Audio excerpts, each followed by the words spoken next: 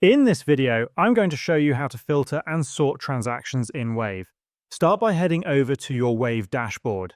Once there, click on Accounting from the left-hand side menu and then select Transactions from the expanded menu. You will now see a list of all your transactions. Before filtering or sorting, you can select a specific account to view transactions from. Click the drop-down menu labeled All Accounts to choose one of your payment accounts, such as cash on hand, checking account, or savings account. Selecting an account will display only the transactions associated with that account.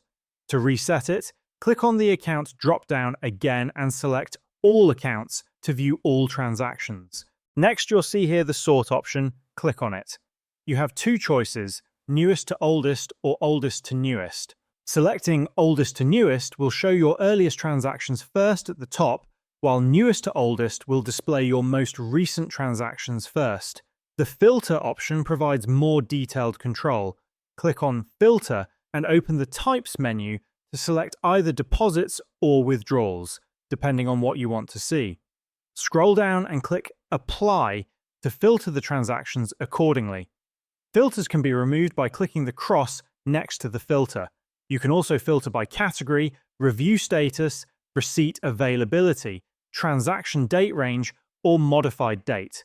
For example, you can select current month to see only transactions from this month.